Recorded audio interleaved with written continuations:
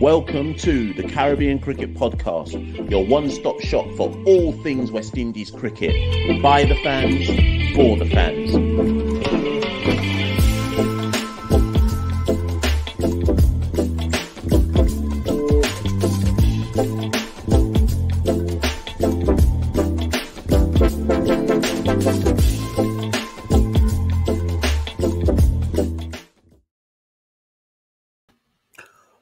Pollard's no good. Pollard's a bad captain. Look what's happened to our ODI side under Pollard. Pollard needs to go. We need a new captain. He's not leading the ODI team properly. In March 2022, Kieron Pollard finally stepped down as white ball captain both of the ODI side and of the T20 side. No less than 4 months later, replaced Kieron Pollard's name with Phil Simmons. And for some people, Nicholas Pooran. Phil's got to go. Phil's no good. Our ODI side is terrible because of him. All of the coaching staff have to go. That's what will change our ODI fortunes. They've all got to go immediately. They're no good. Nicholas Pooran has to go. He's a bad captain. Removing him as captain will change our fortunes immediately. He's no good. He can't help our ODI side. If he goes, everything will improve. Welcome to the Caribbean Cuss Out, the spin-off of the Caribbean Cricket Podcast. My name is Machel St. Patrick Hewitt, one half of the Caribbean Cricket Podcast. And here I am back again with another Cuss Out. We're just shy of 24 hours since West Indies lost another series, whitewashed again, to India, 3-0. Was that an expected result? Yes. If you claim to be a proper West Indies fan who truly understands the state of the game in our region, you should have expected a 3-0 whitewash to India. Whether India didn't have a Rohit Sharma or an out-of-form Virat Kohli, a Jasprit Bumrah, a Rishabh Pant, whoever it may be, Pandya as well. Did you expect West Indies to lose 3-0? I did. Why did I expect that? Because I studied the two teams. I studied where we're at as a side, and 3-0 was expected. We also lost 3-0 to Bangladesh. We also lost 3-0 to Pakistan. And with that, all the predictable shouts have come. Get rid of Phil Simmons, get rid of Monty Desai, get rid of Roddy Eswick, get rid of Rayon Griffiths, get rid of everybody who's got anything to do with coaching the West Indies team in white ball cricket. I've titled this video, boy, I've even forgotten I've already titled it. That's it. I titled it, Should Cricket West Indies Remove Phil Simmons as ODI Coach? What I'm going to attempt to do in this cuss out is present some kind of balanced argument. I have my own personal opinions, and I'm sure as I delve into this and try and analyze the issue, it'll become clear which side of the fence I am on. But in the interest of balance, I'm going to present the prosecution and the defense, but it should be clear where I lie. Why do people want Phil Simmons out? Here's why. 3-0 defeat to India, 3-0 defeat to Bangladesh, 3-0 defeat to Pakistan, 3-0 defeat to India in India, 2-1 defeat to Ireland. In our last 5 ODI series, we have lost 4 of them. Sorry, is it last 5? Sorry, let's start again. In our last 6 ODI series, we have lost 5 of them. 4 of them have been whitewashes. Twice to India, home and away to Pakistan, home to Bangladesh. For some, the defeat against Ireland was humiliating. We lost 2-1 at home to Ireland at the start of 2022. And of course, sandwiched in between that all was a 3-0 victory over the Netherlands. And for some, that's not good enough.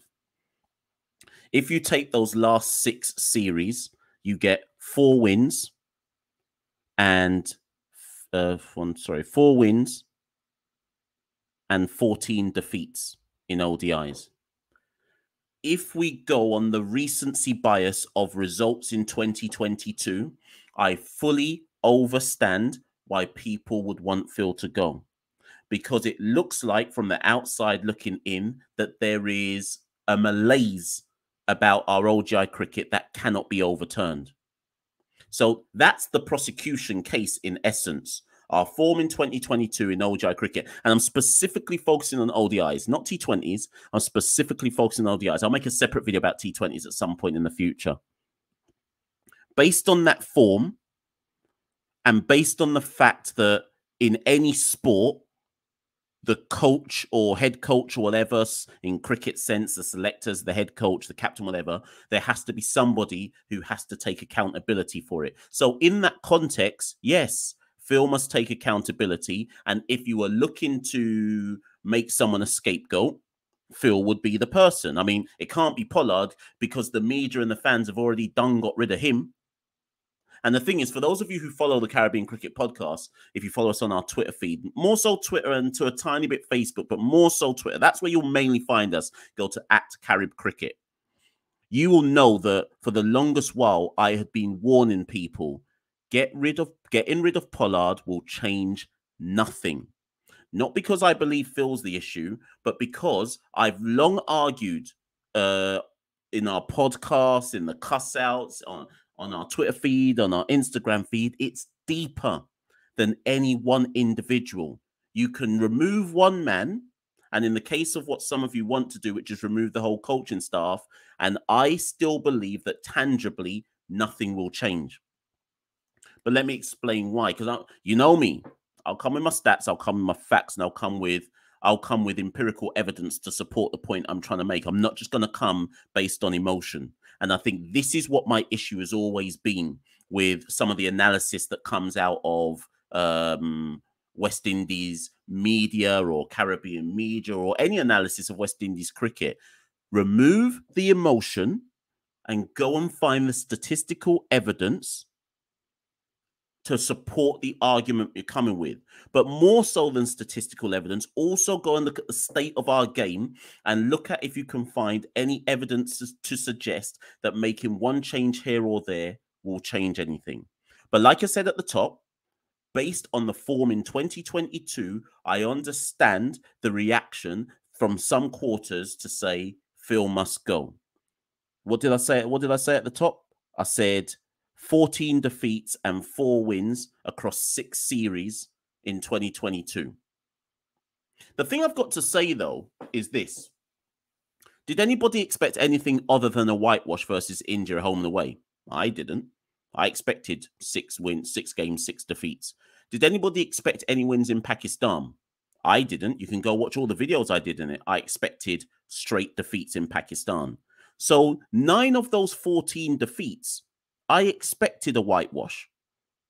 So we also have to balance it up and say, well, what were people expecting? Were you realistically expecting us to compete against Pakistan away? Were you realistically expecting us to compete against India home and away? Some would say that arguably 2 of those 3 ODIs versus India just gone in Trinidad, we should have won them. But I'm just saying, we have to also be realistic in terms of what were our expectations prior to these games versus the outcome. And that will also help you understand how much of your reaction is an emotional reaction as opposed to a realistic reaction. But what I decided to do was I said, let me go crunch the data, because I don't want to come on here and look like I'm doing some defense of Phil. I said, let me crunch the data and look at Phil's record. Since Phil was reappointed as head coach of the West Indies team, and again, remember, I'm focusing purely on ODIs, West Indies have played 38 ODIs, all across series. So not I'm talking about bilateral series, not tri-series, not a World Cup, just bilateral series. West Indies have played 38 matches and won 15 of them. There's been no draws or ties or no results. Every game's come to an end in some shape or form. So we've played 38, won 15, lost 23. That is a win percentage of 39%. I've got it somewhere on the screen to keep this up so that people can see. So there it is on the screen. West Indies have played 38 games, won 15, lost 23, which translates to a win percentage of 39%. Part of me feels that it's actually higher than that because I've included the 3 defeats to Bangladesh. In when was that again? Was that 2021, start 2021? If you remember, when like 12 of our first team players pulled out of the tour, and we had to basically ring around the Caribbean to see if we could get anybody to go to Bangladesh. People like Kieran Otley went. Remember him? So part of me was like, should I take those games out? Because really and truly, we never even took a B side to Bangladesh. We took a B/C side. Actually, was it just a C side to Bangladesh? So part of me was like, is it fair to include that? And then I said, you know what, now? Matches are matches. Let me include them as well. So even with those Bangladesh defeats included, our win percentages under Phil in ODIs is 39%. That includes the fact that we've lost 14 of our last 19 ODIs.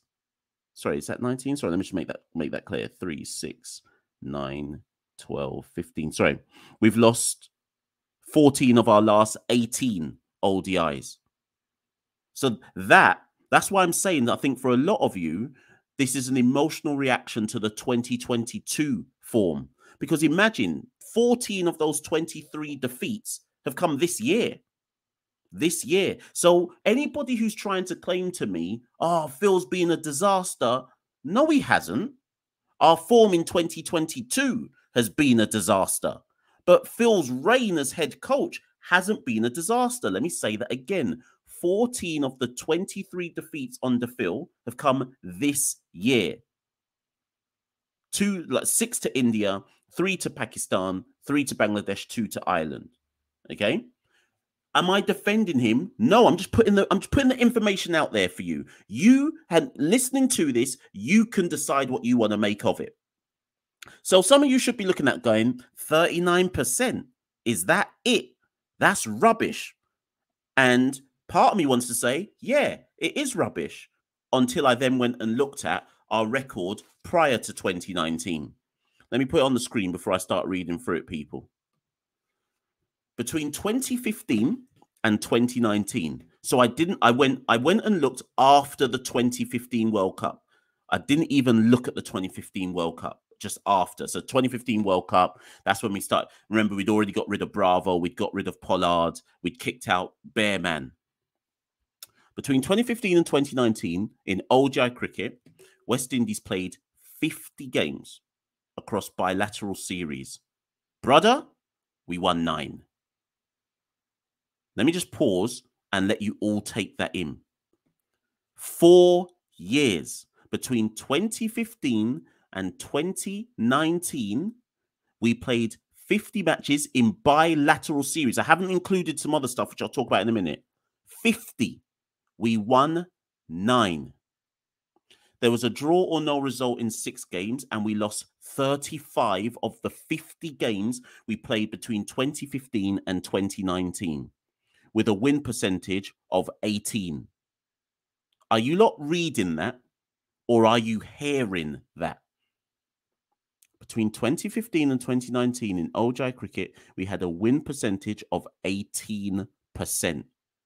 This is not to defend Phil. I'm going to let you lot make your own opinion up. I'm just giving you the statistical analysis. And then I said, you know what? Before anyone tries and catches me out, I said, let me go deeper, because what I've put on the screen, or what I'm talking to you about, is just the bilateral series between 2015 and 2019. And before anyone says to me, but who did the West Indies play? We played Afghanistan in that time and didn't beat them in a series. We drew 1-1. So don't talk to me about who did we play. We played Sri Lanka in a series, lost that. So don't talk to me about who did we play. Then I said, okay, but what have I missed out in that time? Because we didn't just play 50 ODI matches. So I'm going to be transparent with you lot. I did not include the tri-series when we played Zimbabwe and Sri Lanka. I think it was in Zimbabwe. I could have included that, but hear the joke. We didn't get to the final in that tri-series. The final in that tri-series between us, Zimbabwe, and Sri Lanka, the final was Zimbabwe versus Sri Lanka. We didn't even make the final for that. So I could have included the data from that, but us not making the final of that tri-series, that tells you enough. I did not include the tri-series that we played against Australia and South Africa in 2016. I could have included that. And the joke is, we made the final in that tri-series. Believe it or not, those of you who are proper West Indian historians, modern historians will know this. We made the final of that tri-series against Australia. We actually got to the final in that. Guess who was head coach then? Oh, wait. It was Phil Simmons. So we actually got to the final in that tri-series between us, South Africa, and Australia. I didn't include that because I said, let me make the data match up. Let me only look at bilateral series prior to Phil and when Phil has come back, even though, of course, some of those bilateral series technically included Phil. It was only one bilateral series that actually Phil was in charge of. So, I also didn't include the Tri-Nation series that we had just before the World Cup. It was us, Ireland, and Bangladesh. Guess what? We played Bangladesh 3 times in that Tri-Nation series. We lost all of those games against Bangladesh. We beat Ireland twice and lost to Bangladesh 3 times because we made the final and lost to Bangladesh every single game of that tri-series. We then went on to lose to Bangladesh in the 2019 World Cup. I didn't include those games either. All of these games would have worsened the win percentage. I also didn't include the World Cup qualifiers prior to the 2019 World Cup, where we had to go play teams like Papua New Guinea, Scotland, Netherlands, etc. I should have included them, but I thought, nah, I'm not going to include that because that's going to raise the win percentage, but that was qualifiers against, with respect, associate sides. Remember, we got to the final of that tournament and lost to Afghanistan in the final of that World Cup qualifying tournament. And we barely got through that World Cup qualifying tournament because rain came and gave us a teeth out. Scotland had an LBW turned down, which was plum. That's the only reason we even made it to the World Cup. But I didn't include those either. All of those things that I didn't include would have made our stats look even, well, if you include the World Cup wins over teams like Papua New Guinea, technically it makes us look better, and UAE and all them, man. But I thought it's not fair to include that because, again, like with respect, associate nations. So I didn't include those. But all those Tri-Nation series matches, which I missed out, we didn't win them anyways. And some of them, we didn't even get to the final. Bangladesh wiped us 3 times. Afghanistan wiped us in the World Cup qualifiers. So when I'm looking at the data now, I'm looking at it like, rah. Between 2015 and 2019, we weren't on nothing.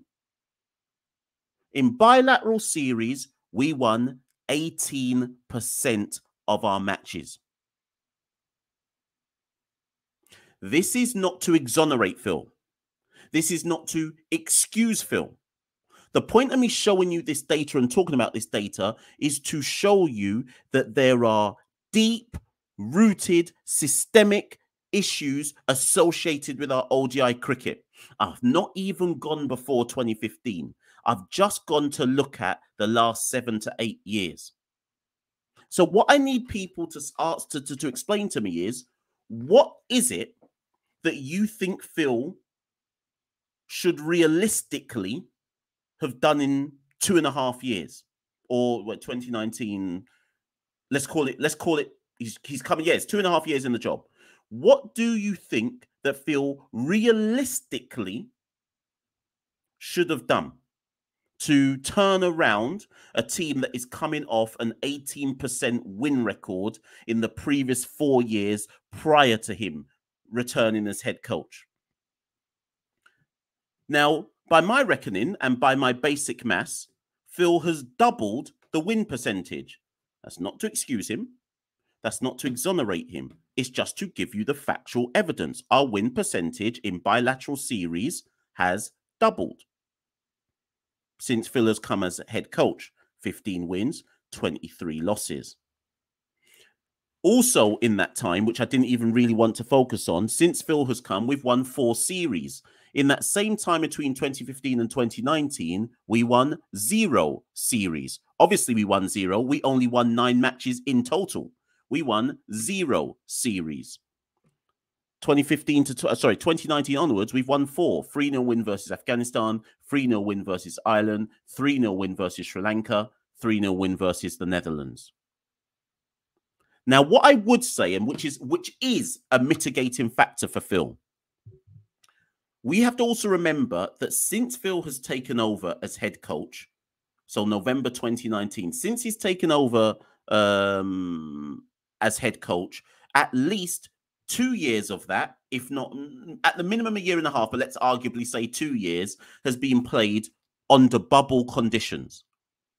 Since Phil took over as head coach, he's seen the domestic players in the Caribbean play 1 Super 50 of note. 1 Super 50. 1. And that was in 2021 behind closed doors. That's it. Why do I talk about... Oh, sorry. 1 Super 50, and across the different varied islands and countries, basically little to no domestic cricket. Domestic cricket has only returned across the different... I want to say domestic cricket, I mean without COVID restrictions, has only returned across the different islands and countries in the last 3 to 4 months. I'm not trying to excuse Phil's performances in 2022. I'm not trying to do that. I'm trying to set the context. So he somehow managed to have a 39% win record, despite having no domestic cricket really and truly for the players to work on. Now, I think our domestic cricket is useless anyway. But the point is these players haven't had much, if any. So in essence, what we're saying is, West Indies players from from territory to territory since the start of 2020 have had, if they were Trinidad, they've had 8 List A matches in that 2021 tournament. 8 List A domestic matches that count to their kind of first-class records, yeah? That's all Phil's had to go on. I'm not trying to exonerate Phil. I'm not saying he's above criticism. I'm trying to set the context. On top of there being no domestic cricket for this ODI team, for these players to go and play, no A-team cricket, this, that, and the other, we've also had a situation where some of our best players have basically not been available for the last 5 series.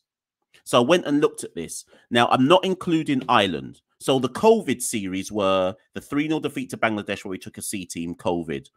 The 3-0 win versus Sri Lanka at home, COVID. The 2-1 defeat at home versus Australia, COVID. The 2-1 defeat at home versus Ireland, COVID. The 3-0, and when I say COVID, I mean bubble lifestyle. The 3-0 defeat away to India, COVID. It was only when we got to the Netherlands in the summer, just before the summer, that we started to have freedom again, right? But worse than that, since that Ireland series at home, 2 players in particular, in fact, I'm going to call 3. 3 players in particular have basically no longer featured for the West Indies. Evan Lewis, Shimron Hetmyer, Sheldon Cottrell, and Jason Holder, actually, because he's had an extended rest. Those players have basically not featured for the West Indies. I'm not trying to excuse Phil. I'm trying to set the context. Why do those players matter? So I'll say them again. Evan Lewis, Shimron Hetmyer, Sheldon Cottrell, Jason Holder. So 4 players, actually. I'm not even going to include Fabian Allen for now, or even a Darren Bravo. Forget them. Just those 4 players. Why does that matter? It matters because West Indies are in no position in ODI cricket to lose 1 player, let alone 4. We are so weak to the state where I'd call us an associate side in ODI cricket that we can't afford to be playing any teams above the lower ranked full member nations without our without our full squad available. Now, some of you are going to obviously say as you're watching this, now you've got to win with what you've got. Yeah, cool. But if you're saying that, you then have to be mindful of the context that our starting point is weak. So some of you have to look yourself in the eyes and say, but under what circumstances are you seeing this West Indies team? Where are you putting them on the ODI rankings? I know where we are in the ODI rankings. We're ranked 9th. We're ranked 9th. So if you know we're ranked 9th in ODI cricket, why are you assuming, some of you, or making the assumption that we would be competitive against teams ranked significantly above us? Pakistan ranked significantly above us. Bangladesh are top of the ODI Super League. India need no explanation. So I'm not exonerating Phil. I'm not excusing Phil. I'm setting the context.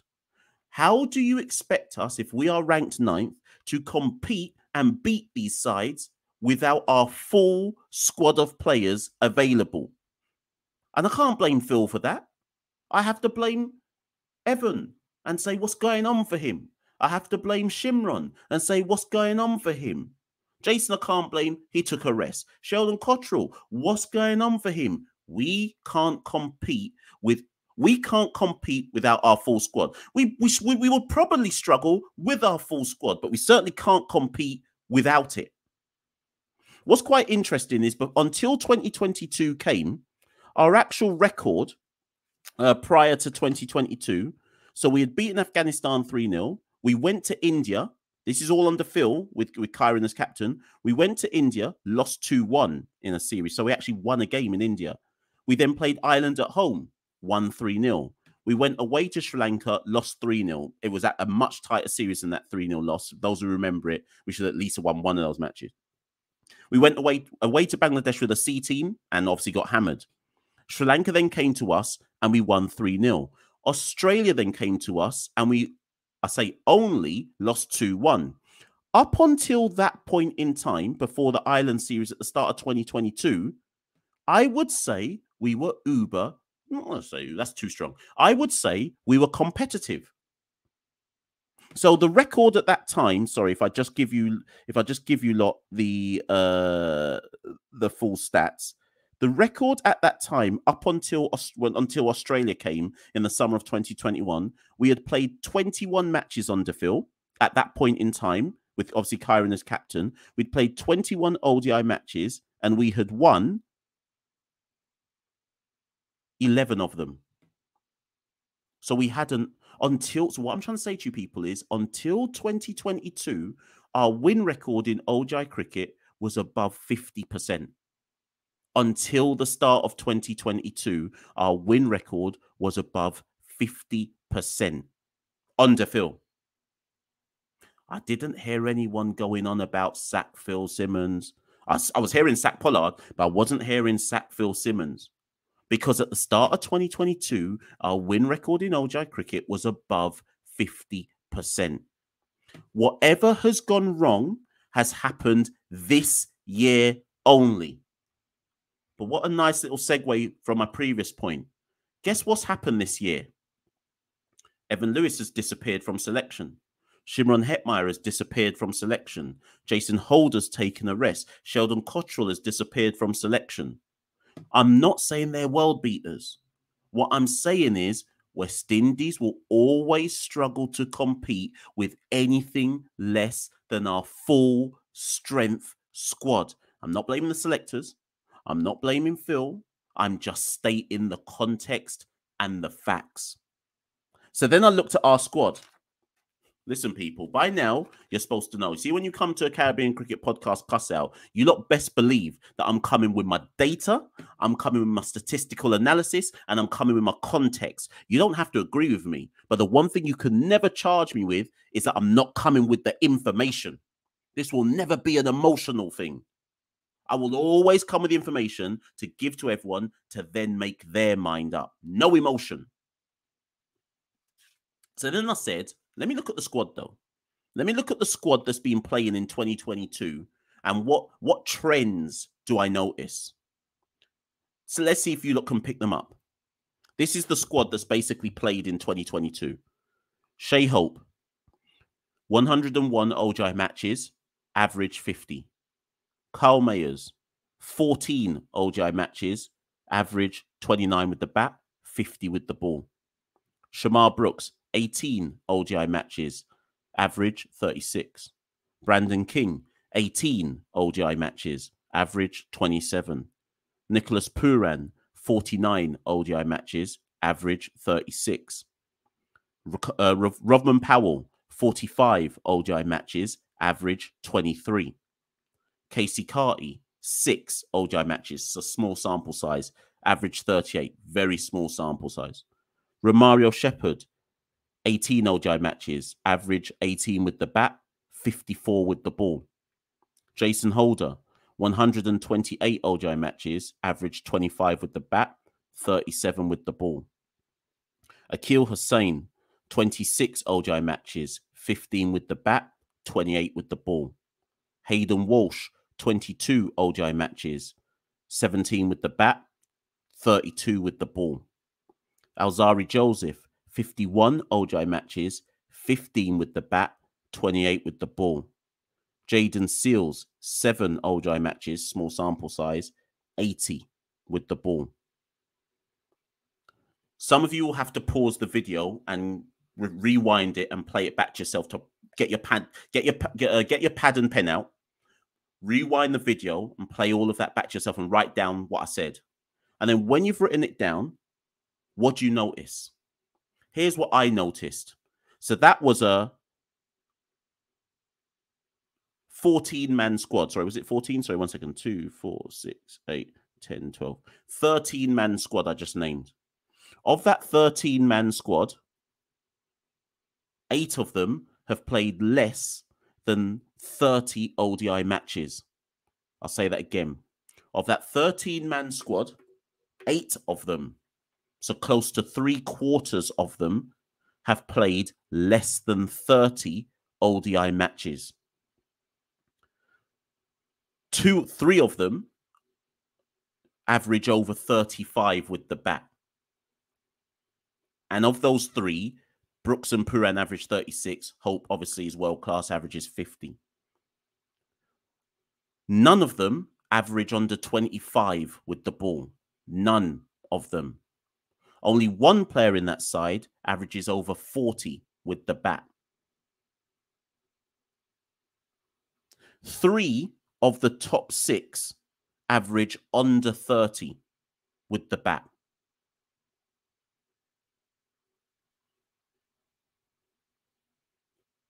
4 of the bowlers, 5 if you include Carl Mayers, average over 30 with the ball. 3 of them average over 50. 4 of them average over 35. People, I'm not exonerating Phil. I'm not defending Phil. I'm not excusing Phil. I'm just setting the context. When you hear those stats, what team, if I didn't say that was West Indies and I just gave you those stats, you would presume it was an associate side or one of the lower ranked full member sides like Ireland, who we lost to. Get our name out of your head. Forget it's West Indies. Forget the name. Forget the historical legacy for a second and overstand it's deeper than a coach. It's deeper than a captain. This side and the squad of players we've got are internationally inexperienced. They are lacking in top tier international quality, both with the bat and with the ball. This is why when Puran comes out in those press conferences, I'm sure he infuriates people, but I get it. This is why he always says we are an inexperienced side, not in age, in actual experience. I'm not exonerating Phil. I'm not trying to defend Phil. I'm setting the context. So then I said to myself, but hold on. Okay, so people are saying this is Phil's problem, this is Roddy Eswick's problem, this is Monty Desai's problem, this is Rayon Griffith's problem. All of them need to go. It was Pollard's problem before that. Here's the challenge then for people listening to this. Get rid of Phil. Okay, dash him away. Bring in the next man. The next man who comes in still has the same players with those same stats. You lot... We've been failing for the last 22 years, man. Are we still at this stage in understanding West Indies cricket where we genuinely believe that one man can come in like a Superman and a Batman and just save everything? Just a one man. And also, the question mark I would say to people is, of the names I called, who's not there that could change things? So then I went and looked at their stats. Evan Lewis, 57 ODI matches, average 37. Shimron Hetmyer, 47 ODI matches, average 35. Sheldon Cottrell, 38 ODI matches, average 32 with the ball. So let's just pick those three. Based on those stats alone, those three would markedly improve the West Indies team. You mean to say that we have two batters outside the squad with an average of 37 and 35 in ODI cricket, and they're not involved? Not because selectors haven't selected them. That's because of issues around Shimron and Evan. Guess what, though? You see this bad form we've had in 2022? What's been synonymous with that? Neither Evan Lewis or Shimron Hetmyer have made themselves available for selection. I'm not saying they're world beaters, but I am saying if your squad is weak and you take out two batters who average over 35, of course you're going to struggle. Of course it's going to be a problem. And forget their averages for a second. Evan has played 57 ODI matches. Hetmyer has played 47. We're not just taking out their averages, we're taking out their international experience. Sheldon Cottrell has played more ODI matches than 3/4 of the current ODI squad. We're not just taking out his ability, we're taking out his international experience. We are weakening an already weak side. And yet then people are like, but why aren't we competing? Why aren't we defeating sides? We can't compete with anything less than our full strength side, with every player making themselves available, with every player choosing to be an actual professional and wanting and choosing to play for the West Indies. So that's what I'm saying to you lot. What is actually realistic in your mind? What is realistic? I get it. We're upset. All we're seeing is whitewashes. Whitewash to Pakistan, whitewash to India, whitewash to India, whitewash to Bangladesh. I get it. I get it. And you want something or someone to blame. But really and truly, when you hear everything that I've presented in this cuss out, do you genuinely, hand on heart, say to yourself, Phil's the problem? Get rid of him and everything will improve?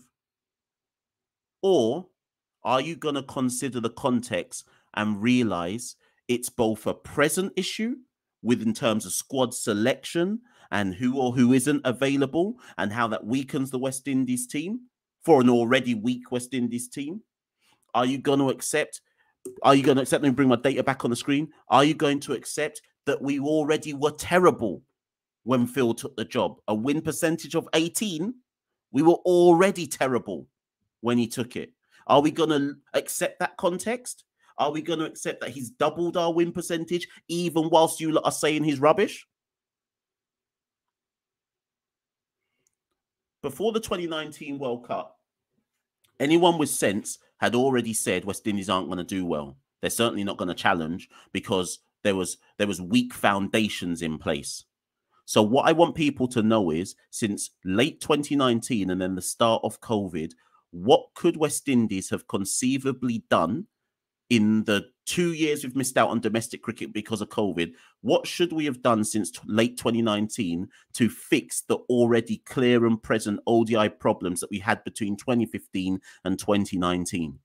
We've only had one Super 50 and we've basically had no domestic cricket in the territories until now. So yes, okay, fine. Let's get rid of Phil. But see if a new man came in to replace Phil, what are they walking into that gives them a firm foundation to succeed from?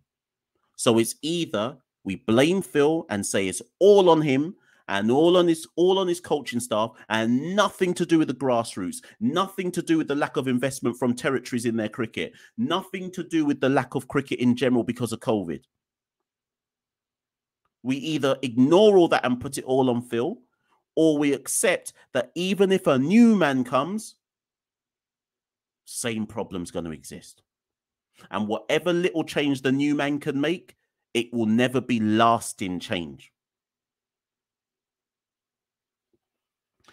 Ultimately, I think what Phil's trying to do, and Nicholas Puran, I think, talks about it a lot, is they've decided we've got to invest in a core of players, and we've got to try and set some kind of piece by piece incremental improvements. That's why they talk about batting out 50 overs. That's why they talk about making 300. It's not going to happen overnight. And if people are willing to accept it's not going to happen overnight, they'd probably be able to come to peace with the fact that more licks are going to come before we start to see any kind of regular victories. Or we can not believe in that process, believe that all of them are a rucks, get rid of them all, replace them with someone new, and assume that that just changes everything in a nutshell. Ladies and gentlemen, my name is Machel St. Patrick Hewitt. I'm one half of the Caribbean Cricket Podcast. That's been a cuss out. I've probably rambled. I've probably lost the train of thought at some points in time. But what I did do is provide you with the evidence, the DL, the analysis, and the context for you to make an informed decision or an informed opinion. If you still want Phil out after I've given you all of that data, cool. But at least you've got some data to back you. If you're accepting that Phil needs to, well, whether he needs to stay or not, or be judged at the end of the 2023 World Cup qualifiers or the World Cup itself, also cool. But I've given you the stats to help you come to that informed opinion. If this is your first time listening to the Caribbean Cricket Podcast, you can find us at Carib Cricket on Twitter and Instagram, Facebook, search Caribbean Cricket Podcast, YouTube. Well, you should be watching this. You can also support us at www.patreon.com/Carib Cricket. If you like our content, please do support. Every little bit goes away.